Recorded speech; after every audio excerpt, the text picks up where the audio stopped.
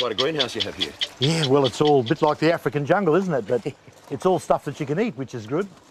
What are you growing in here? Looks like everything. Well, we've got all sorts of stuff, cabbages and tomatoes, silver beet, just about everything you can name. Anything that grows above the ground that's edible, we can grow.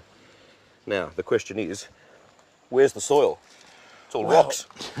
How does it work? I guess you could call it soil of a sort, but it's pretty rough old soil. It's actually gravel, 20 millimetre or 3/4 inch gravel, and we grow all our stuff in gravel. How do you grow food in gravel? Well, it's a good question. It's really about distributing nutrients by using water as the carriage point, and it gets up into the gravel and the plants use it up just like they would in a regular garden, actually. But you can grow all this food without any soil at all? Absolutely, yeah, absolutely. As you can see, it's growing extremely well.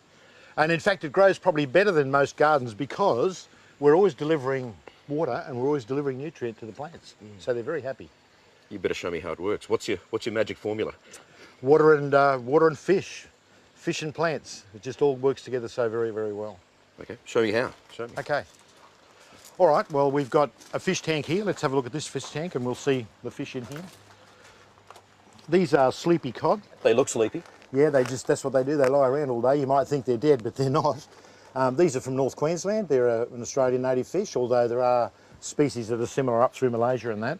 But these are a great fish. They're reputedly the best eating of all freshwater fish, so I'm told. They all taste good to me, I should say. And what happens is the fish do their business in the water, as they do. Right. And the water is pumped through the gravel grow beds. And by a naturally occurring bacteria that's everywhere, it converts that fish waste into plant nutrients. The plants use that up and the water's returned clean for the fish. So it starts here. The fish do their business and it circulates through the plants and gets filtered back as clean water. Clean for the fish. It's filtered. Absolutely, totally filtered. So the fish are living in a wonderful environment, and we're blessed in Australia. We have some marvellous Australian native species that really adapt very well to tank culture, because the way they've evolved in streams and billabongs. You know, they're used to living in those kind of spaces. So they think they're in heaven here. They've just got everything supplied, food, lovely clean water all the time, and a safe place to live. Isn't that great?